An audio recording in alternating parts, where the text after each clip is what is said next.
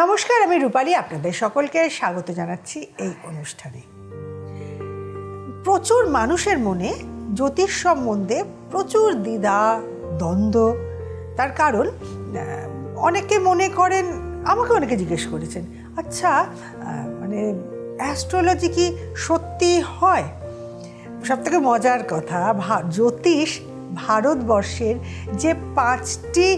যে ছটি মূল রুটেড সাবজেক্ট ছিল, সেটা হচ্ছে শিক্ষা, ছন্দ, ব্যাকরণ, নিরুক্ত, জ্যোতিষ এবং কল্প। ভারতবর্ষের 6 বেদান্ত, 6 দর্শন। তো 6 দর্শন হচ্ছে ন্যায়, সাংখ্য, পাতঞ্জল, বৈশেষিক, পূর্ব মীমাংসা, উত্তর মীমাংসা। তাই এই যে রুট, এই যে বেদান্ত, সেখানে জ্যোতিষ রয়েছে। তাহলে জ্যোতিষ সত্যি না হলে তাহলে আজকে এই যে জার্নিটা হলো জাতি হিসেবে আমাদের বা ভারতবাসী হিসেবে, এই উত্তরণটাই হতো না। প্রশ্নটা সেখানে নয়। মানুষের মনে সংশয়ের কারণ হচ্ছে চারপাশে যাদের দেখি তাদেরকে দেখে মনে সংশয় হয়ে গেছে যে জ্যোতিষের ক্যালকুলেশন এনারা করেন নাকি যারা জ্যোতিষের নামে লোক ঠকান। এটাও সত্যি, হয়তো 100 জনের মধ্যে 20 জন সঠিক ক্যালকুলেশন করেন, 80 জন লোক ঠকানি। তারা ক্যালকুলেশন করতে পারেন কি পারেন না আমি সেটা জানি না, বলতে পারবো না। কিন্তু তারা যে মানুষটা অর্থনৈতিক মানে দুরবস্থার জন্য তার কাছে সাহায্য চাইতে গেছে, তাকে প্রথমে বলছেন যে করেই হোক, ধার কর্য করে হোক, সেবারে ঘটিবাটি বিক্রি করে হোক, কিডনি বিক্রি করে হোক, আগে 5 লাখ টাকা আনুন, তারপরে আপনার উন্নতি হবে। এটা তো কোনো প্রকৃত জ্যোতিষী তাকে সাপোর্ট করার জন্য করবে না। তারপরে সেই টাকাটা তার থেকে চলে এসছে হবে বলে সেই শান্তি নিয়ে বাড়ি চলে যাচ্ছে। তো তারপরে কি, তার অর্থনৈতিক যতটা খারাপ অবস্থা ছিল তার থেকে আরও খারাপ অবস্থায় গিয়ে পড়ল। এইগুলো হওয়ার কারণ হচ্ছে প্রচুর মানুষ তাদেরকে কনফিউজ করছে। আর সাধারণ মানুষের ক্ষেত্রে সমস্যা হচ্ছে বিভিন্ন জায়গা থেকে তারা এই ইনফরমেশানগুলো পেয়ে কনফিডেন্স পাচ্ছে না। আমাদের এই অ্যাওয়ারনেস প্রোগ্রাম যখন শুরু হয়, তখন এতক্ষণ ধরে যার কর্মকাণ্ড দেখলেন, যিনি দেশীয় এবং আন্তর্জাতিক ক্ষেত্রে খ্যাতিসম্পন্ন শ্রেষ্ঠ 10 জন অ্যাস্ট্রোলজারদের মধ্যে অন্যতম, যিনি ইতিমধ্যে 2 বার রাষ্ট্রপতি পুরস্কার পেয়েছেন, সেই সোহিনী শাস্ত্রী অনুষ্ঠান যখন শুরু করেছিলেন, উনি প্রথমেই বলেছিলেন, আমার এই অনুষ্ঠান কিন্তু আমার কাছে জ্যোতিষ চর্চার কোনো বিজ্ঞাপন নয়, আমি ওটাতে বিশ্বাস করি না। আমি মানুষের ভালো করায় বিশ্বাস করি, বিজ্ঞাপনের ব্যবসার জন্য নয়। হ্যাঁ, আমি যে কাজটা করি এটা আমার তার পাশাপাশি পেশা, এবং আমি যেমন অভিনয় করি এটা আমার পেশা। তো সেখানে যেটুকু যার যতটা ক্ষমতা বা যার যে পুজো করার জন্য যেটুকু উপচারের প্রয়োজন সেইটুকু আমাকে নিতেই হবে। কিন্তু দিনের শেষে যার যেটা প্রয়োজন এবং যার যেটা ক্ষমতা সেই অনুযায়ী তাকে সাপোর্ট দেওয়ার উদ্দেশ্য। এবং যেটা সৈনিধি বারবার করে আমাকে অনেকবার বলেছে, না না না মানে আমার কাছে না এসে উনি আপনাদের অনুষ্ঠানে বলেন, দেখবেন যে কোনো ভালো জ্যোতিষী। মূল বক্তব্য হচ্ছে এই অনুষ্ঠানটা শুরুই করা হয়েছিল অ্যাওয়ারনেসের জন্য। আমার কি প্রয়োজন সেটাই আমরা তো জানি না। সেই অজ্ঞতাই তো কিন্তু আমাদের অনেকগুলো বছর নষ্ট করে দেয়। যে জিনিসটা আমরা 5 বছরে রেকটিফাই করতে পারতাম, আমাদের বাবা মার যদি সেই ব্যাপারটা সম্বন্ধে অ্যাওয়ারনেস থাকতো, তাহলে আমাদের বাকি জীবনের হয়তো আমরা যারা 70 বছর 75 বছর অবধি আয়ু আছে ধরে নেব, তাহলে বাকি 70 বছর সুন্দর হবে। আর যিনি 65 বছর বয়সে গিয়ে জানবেন, তার কিন্তু মাত্র হাতে 10টা বছর পড়ে থাকছে বা 20টা বছর পড়ে থাকছে। তো সেইখানে দাঁড়িয়ে আজকে যে বিষয় নিয়ে আমি কথা বলতে চাইব, সেটা না ভিত মানে হচ্ছে এই অনুষ্ঠানে আজকের আমার মূল আলোচনাটা কিন্তু যাদেরকে নিয়ে তাদের বাবা মাদের শোনাটা অনেক বেশি দরকার। কারণ এখন সেই সময়টাতে এসে দাঁড়িয়ে গেছি যখন পরের প্রজন্মকে কিন্তু মানে আমরা যখন স্কুলে পড়েছি, আমরা যখন প্রাইমারি সেকেন্ডারি পড়েছি, তখন কিন্তু এই ইন্টারনেটটা আমরা এভাবে পাইনি। আমাদের ইন্টারনেট বলে কিছু জিনিস হতে পারে তখন আমরা ভাবিনি। আমরা টিভি, টেলিভিশন, রেডিও এইসব থেকে ওভার এক্সাইটেড। তারপরে একটা সময় এলো, তারপরে এই ডিজিটাল প্ল্যাটফর্ম আসতে লাগছে, ইন্টারনেট আসতে লাগছে, পুরো পৃথিবীটা মুঠোর মধ্যে। এখন এআই চলে এসছে। তাই সময় যতটা ফাস্ট এগোচ্ছে ততটা আমাদের টেনে এগিয়ে নিয়ে যাওয়ার দায় এবং দায়িত্ব চলে আসছে আমাদেরও পরে যারা আসছে। এখন যারা স্কুলে পড়ছে, এখন যারা কলেজে পড়ছে, এখন যারা আগামী দিনে প্রিপেয়ার করছে কোনো না কোনো প্রফেশনে যাওয়ার জন্য, এবং তারা কিছু সমস্যার মধ্যে দিয়ে যাচ্ছে, সেই গোটা বিষয়টা নিয়ে আজকে আমরা আলোচনা করব। তাহলে শুরু করছি। নমস্কার সৈনিধি, স্বাগত এই অনুষ্ঠানে। একদম। কেমন আছে রূপালী? ভালো আছি আমি। আজ শুরুতে তোমাকে ভীষণ ব্রাইট লাগছে, ভীষণ সুন্দর লাগছে, শাড়ির রংটা খুব সুন্দর, খুব কমফোর্টেবল, খুব ভালো লাগছে। হ্যাঁ, সত্যি খুব কমফোর্টেবল। আর আমার দুলটা ভালো লাগছে। হ্যাঁ, দুলটা তো ভীষণ সুন্দর। এই দুলটা সৈনিধি আমায় গিফট করেছে। ঠিক তোমার কোনো একটা বার্থডেতে জন্মদিনে, হ্যাঁ মনে গিফট আছে। করেছিলাম। আজকে আমি হয়তো ইন্ট্রোডাকশনে অনেক কথা বললাম, কিন্তু আমার না আজকের যে বিষয়টা নিয়ে কথা বলবো তোমার সাথে, সেটা না বেসিক্যালি বাবা মাদের জন্য বলবো। মানে একদম যে বাচ্চারা এখন এগিয়ে চলছে, তারা তো ভীষণ খুব ফাস্ট এক্সপোজ টু দ্য মানে ইন্টারন্যাশনাল ওয়ার্ল্ড। তাদের ঠিক। এখন বাচ্চাদের ছোটবেলায় বলা হতো, মানে আমাদের হাতে যখন মোবাইল এসেছে তখন আমি দেখেছি একদম যারা ছোট তাদের বাবা মা তাদের মধ্যে বাচ্চাদের হাতে মোবাইল দেবেন না, ডাক্তাররা বলতেন। কিন্তু এখন মোবাইল, কোভিডের পর থেকে মোবাইল হাতে ছাড়া কেউ পড়াশোনা করতে পারে না। কিন্তু এটাই তো মানুষের জীবনের পতন ডেকে এনেছে। দুটোই তো, বিজ্ঞান জানো অভিশাপ না কোভিডের পরে আশীর্বাদ। কত বাচ্চার লাইফ নষ্ট হয়েছে, কত কেরিয়ার ড্যামেজ হয়েছে, কত বাবা মা এসে আমাদের কাছে বলেছে যে যখন কোভিড ছিল না তখন আমার বাচ্চারা এতটা অ্যাডিক্টেড ছিল না মোবাইলের প্রতি, ইভেন ইন্টারনেট দুনিয়ার প্রতি। আজকে সত্যি কথাই তুমি রূপালী যাই বলো, 2021 থেকে কিন্তু সবকিছু চেঞ্জ। এক্স্যাক্টলি, এই যে 2020 2021 যে একটা বিভৎস লাইফ আমরা দেখেছি, প্রচুর মানুষের মৃত্যু, একটা মানুষ মাসের পর মাস ঘরের মধ্যে আটকা রয়েছে, এবং তখন মানুষ কি করবে, বিকল্প অবলম্বন হিসাবে মোবাইলকে বেছে নিয়েছে। পড়াশোনা তো বাচ্চাদের অনলাইনে শুরু হয়ে গেল তখন। একদম অনলাইনে, ইভেন আমিও তো অনলাইনে কনসালটেশন ঠিক করেছি। ঠিক একদম ঠিক। আমার মানে সকাল থেকে রাত অবধি আমি ফোনেই কনসালটেশন করতাম অনলাইনে।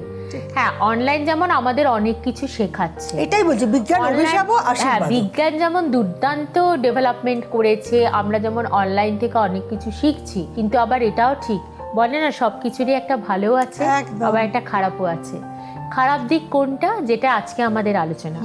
আমাদের আজকের আলোচনার পর্বটা কি, যেটা আপনারা অনেকেই আমার চেম্বারে আসেন এবং লাস্ট 1.5 বছর ধরে আমি দেখছি, 1.5 বছর বলবো না, লাস্ট 2 বছর ধরে যে বহু বাচ্চার বাবা মা আসছেন যারা রীতিমতো আমার কাছে এসে তারা যথেষ্ট কষ্ট পায়, তারা রীতিমতো সন্তানদের জন্য কষ্ট পাচ্ছে এবং তারা রীতিমতো এসে ভেঙে পড়ছে, কারণ তাদের বাচ্চা পড়াশোনায় মন নেই।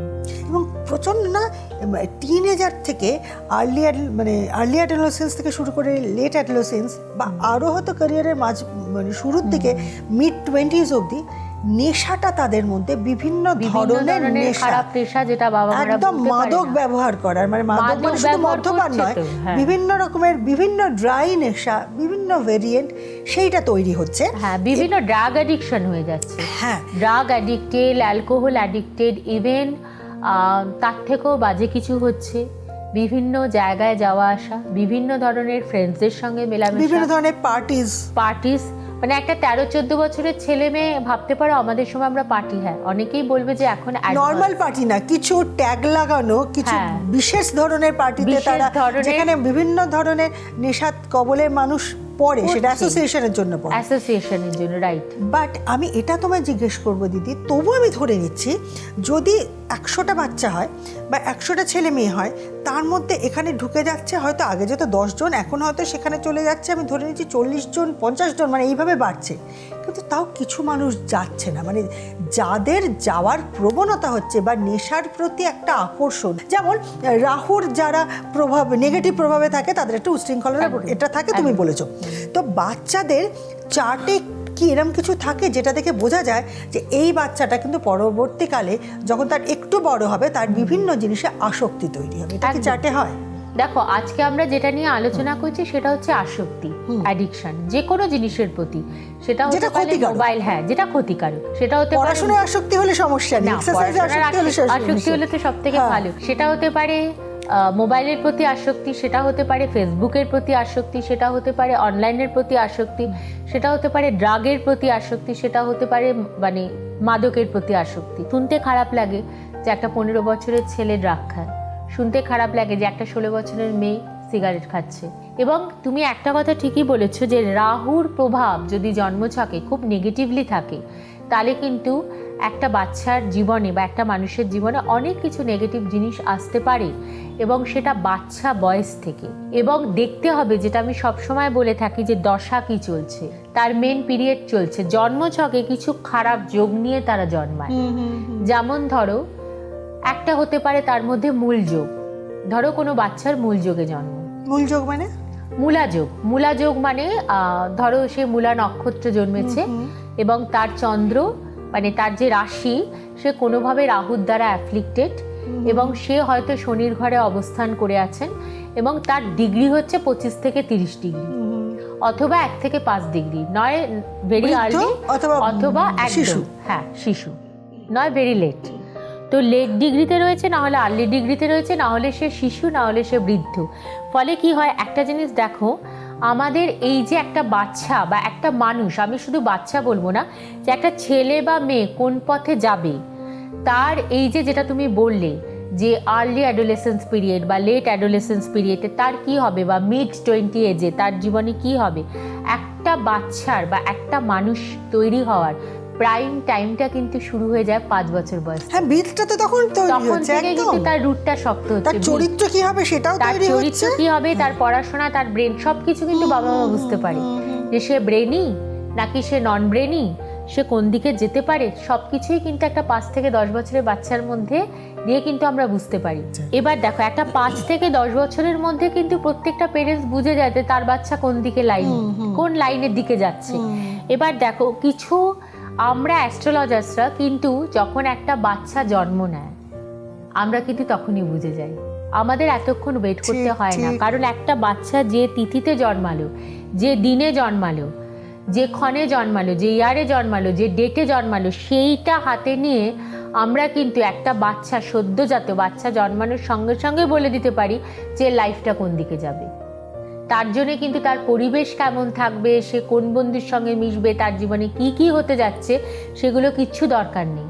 কারণ জ্যোতিষশাস্ত্রটা এমনই যে জীবনের প্রথম দিন থেকে মৃত্যুর দিন পর্যন্ত প্রেডিক্ট করতে পারে। ঠিক।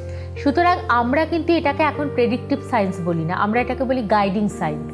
আচ্ছা, অ্যাস্ট্রোলজিটা হচ্ছে গাইড দিচ্ছে মানুষকে, তোমার জীবনে কি হচ্ছে সেই সম্বন্ধে বলছে। এবং একটা মানুষের জন্মছকে যখন একজন জাতক বা জাতিকা জন্ম নেয়, তখন তার জন্মছক দেখলে কিন্তু বোঝা যায় যে সে কোন পিরিয়ডের মধ্যে দিয়ে লাইফে যাবে। কারণ তার দশা দেখতে হবে, সে কোন নক্ষত্র যোগে জন্মেছে, তার চন্দ্রের অবস্থান, তার রবির অবস্থান। কারণ চন্দ্র মূল মানসিকতা, রবি কি দেবে, তার আত্মার পরিশুদ্ধতা, ঠিক আছে, সে গুড সোল না ব্যাড সোল, তার মানসিকতাটা কিরকম। কারণ আমার মধ্যে আমার হতে পারে চারপাশ খারাপ, হতে পারে আমার চারপাশের পরিবেশ খারাপ, হতে পারে আমার চারিপাশের লোকজন খারাপ, বন্ধু বান্ধব খারাপ, কিন্তু আমার মধ্যে আত্মসম্মান জ্ঞান রয়েছে, আমার মধ্যে জীবনে একটা কোনো কিছু করে দেখানোর একটা চাহিদা রয়েছে, আমার মধ্যে সমাজে রেসপেক্টফুলি চলার একটা ইচ্ছা রয়েছে, এবং জীবনে করার কিছু একটা উদ্যমতা রয়েছে। এই যে ইচ্ছাটা, এই যে শক্তিটা, এই যে সাহসটা, এই যে একটা গুড ইনার সেন্স, সেগুলো কিন্তু দিচ্ছে রবি। সুতরাং রবির অবস্থান দেখা কিন্তু দরকার। চন্দ্র হচ্ছে আমাদের মূল মানসিকতা, মনটাকে আমাদের কন্ট্রোল করছে। আমাদের মনই তো সব কিছু। আজকে আমার মন একরকম, কালকে আমার মন চেঞ্জ হতে কতক্ষণ লাগে।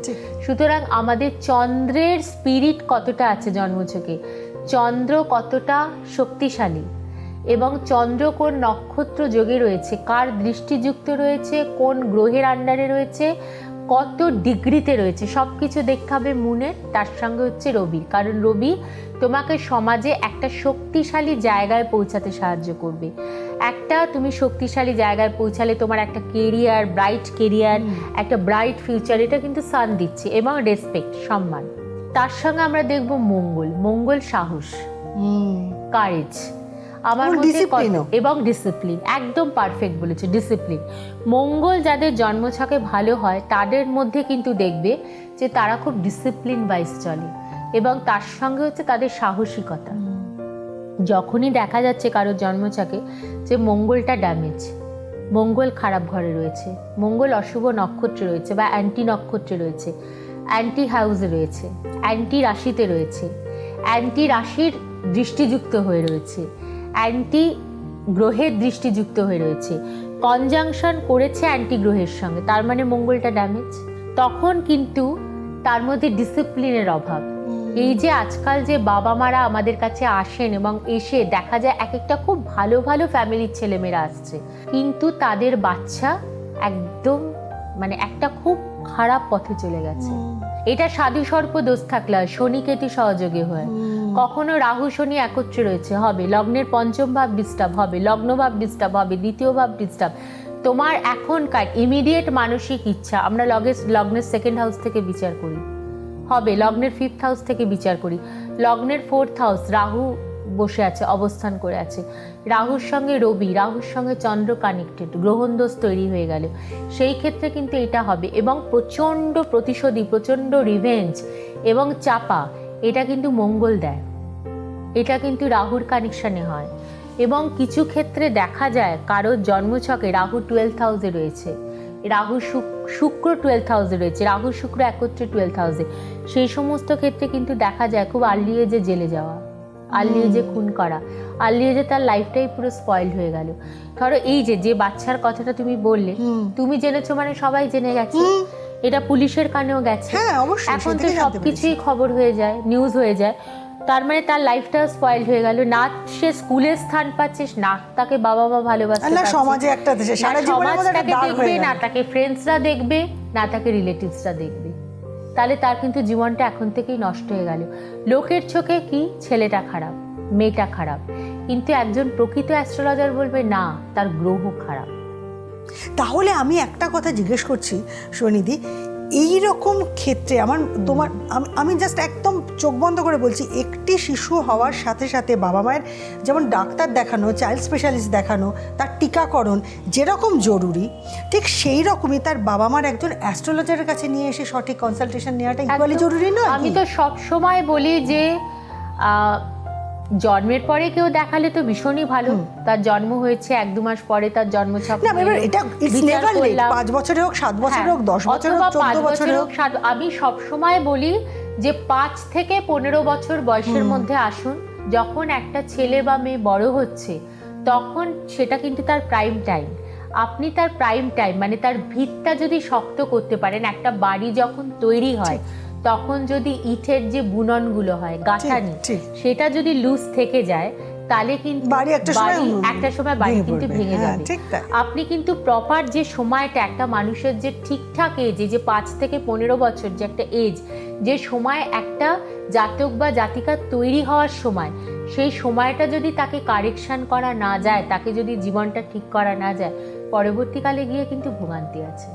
এইটাই মানে তারাও যখন কি খারাপ লাগে জানো তো, অনেক বাবা মা এসে না আমাদের সামনে লজ্জাও পায়েন বলতে, মানে জানি তারা খুব ভদ্র সব ফ্যামিলি থেকে আসেন, তারা লজ্জা পায়, বলতে পারে না যে আমার বাচ্চা আমাকে ধরে মারে, ভীষণ খারাপ লাগে, অ্যাঙ্গার ইস্যুস প্রচন্ড বেড়ে যাচ্ছে, অ্যাঙ্গার ইস্যুস প্রচন্ড ভায়োলেন্ট হয়ে যাচ্ছে। এইবারে আমার একটা জিনিস প্রশ্ন হচ্ছে, এটা যে 100 জনের মধ্যে 100 জনেরই হচ্ছে তা না, কিছু কিছু হচ্ছে আর কিছু মানুষের ভেতর থেকে হচ্ছে, আর কিছু মানুষ সঙ্গে পড়ে হচ্ছে, এই দূর। আর যাদের হচ্ছে না তাদের হয়তো চার্টে সেটা নেই, কিন্তু যাদের হচ্ছে তাদের হয়তো এটা প্রবাবিলিটি চার্টে রয়েছে, যেটা এবার প্রতিকার করা সম্ভব। প্রথমে যদি তোমার লগ্ন ড্যামেজ থাকে, লগ্ন ড্যামেজ হওয়া মানে তোমার ব্যক্তিত্বকে নষ্ট করলো, তোমার দ্বিতীয় ঘর ড্যামেজ, তার মানে তোমার ইমিডিয়েট ইচ্ছাগুলো পূরণ করাচ্ছে, তোমার ইমিডিয়েট ইচ্ছা হচ্ছে যে বন্ধুদের সঙ্গে ঘোরা, নাইট পার্টি করা, ড্রাগ অ্যাডিকশন করা, কথা বলা, চ্যাট করা, পড়াশোনায় মন না দেওয়া, কনসেন্ট্রেশন প্রবলেম, সেটা তোমার সেকেন্ড ঘর বলছে, তার মানে তোমার সেকেন্ড হাউস ড্যামেজ। তার সঙ্গে হচ্ছে তোমার পঞ্চম ভাব, পঞ্চম ভাব মানে হচ্ছে কিন্তু তোমার মন কি বলছে, তোমার মূল মানসিকতাটা কি, সেটা কিন্তু লগ্নের 5th হাউস বলবে। তার মানে তোমার কোথাও 5th হাউসটা ড্যামেজ। তার সঙ্গে আমরা চলে আসবো কিন্তু 9th হাউস। 9th হাউস কিন্তু আমাদের ভাগ্যকে তৈরি করছে, ভাগ্য গণনা করছে, আমাদের জীবনের each and everything depends on 9th house and 1st house.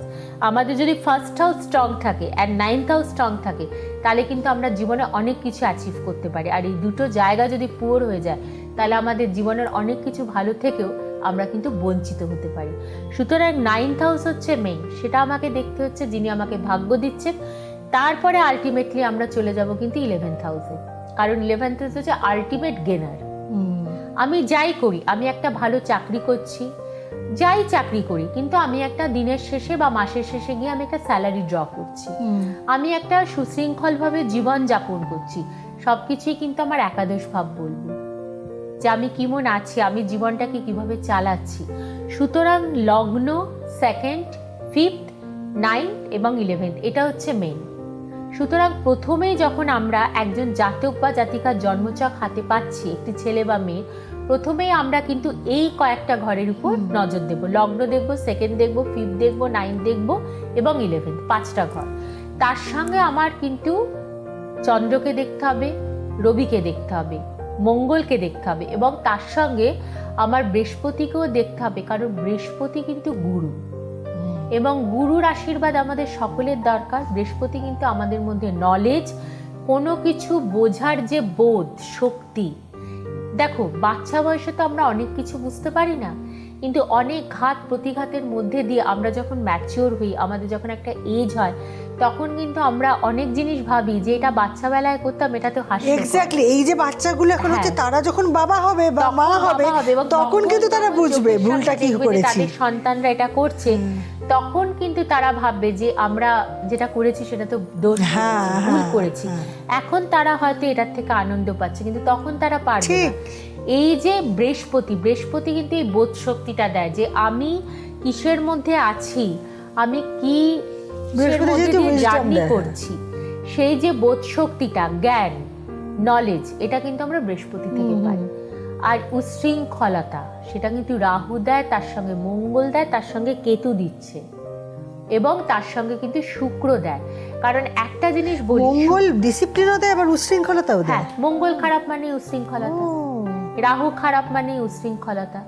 শুক্র যদি কারোর জন্মছকে ড্যামেজ হয়, শুক্র নিচস্থ, প্রচন্ড অহংকারী হবে। শুক্র দ্বাদশ ভাবে, নারী ঘটিত কোনো কারণে তাকে জেলে যেতে হবে, অথবা কাউকে খুনের দায় তাকে জেলে যেতে হবে। আর যদি কোনো মহিলা শুক্র দ্বাদশ ভাবে থাকে, তাহলে উল্টোটা হবে, তার উল্টোটা হবে। এবার শুক্র যদি কারো দ্বাদশ ভাবে, ধরো কোনো মহিলার ক্ষেত্রে শুক্র দ্বাদশ ভাবে থাকলে প্রথম কথা তার গাইনিক ইস্যু হবে, তারপরে তার কোনো কঠিন জটিল অসুখ হতে পারে, অসুস্থতা তার থাকবে শরীরে, পড়াশোনার প্রতি তার একটু সমস্যা হবে, এবং তার ক্ষেত্রে একটা হবে, যদি তো এই শুক্রের উপর রাহুর দৃষ্টি থাকে বা শুক্রের সঙ্গে কেতু থাকে, তাহলে তার মধ্যে কিন্তু একটা মানসিকতা লোককে ঠকানোর। ও বাবা, সেটা তার মা বাবাকেও হতে পারে, সেটা তার নিজের শিবলিংকে হতে পারে, ভাই বোনকে, অথবা যার সঙ্গে সম্পর্কে থাকবে, তার যে জীবন পার্টনার, তাকে কিন্তু সে কন্টিনিউয়াসলি ডিচ করে যাবে, এবং এত সুন্দর পোলাইটলি ডিচ করবে যে তার জীবন পার্টনার বুঝতেও পারবে না যে তার ওয়াইফ বা তার গার্লফ্রেন্ড তাকে ডিচ করে যাচ্ছে। সুতরাং এই যে গুপ্ত, এগুলোকে বলে গুপ্ত ব্যাড কোয়ালিটিস, নট গুপ্ত গুড কোয়ালিটি, মানে হিডেন যেগুলো রয়েছে। একদম। এবার যদি মঙ্গল, রাহু, শুক্র জন্মছক ড্যামেজ হয়ে যায়, কোনো কারণে সূর্য অস্তমিত হয়ে যাচ্ছে, মানে সূর্য দিকবল প্রাপ্ত নয়, অস্তমিত, চন্দ্র ড্যামেজ, তখন কিন্তু বোঝা যায় যে একটা ছেলে বা মেয়ের জীবনে কি হতে পারে। সুতরাং যখন একজন বাবা মা এসে আমার কাছে বসেন, আমি শুধু ডেট অফ বার্থটা নিই, আর কিছু না, আর টাইম আর প্লেস। হ্যাঁ, এগুলো আমি নিই, date of birth, time of birth, place of birth আর নেম, এইগুলো আমি কিন্তু উইদিন 2 মিনিটস বলে দিই, উইদিন 2 মিনিটস ক্যালকুলেশন করে, যে তোমার সন্তান এখন কি পরিস্থিতির মধ্যে দিয়ে যাচ্ছে, কি পরিস্থিতি হতে পারে। এরকম অনেক সময় হয়েছে যে অনেকের আমার কথা ভালো লাগেনি, কারণ আমি বিচারের ক্ষেত্রে বড্ড স্পষ্টবাদী।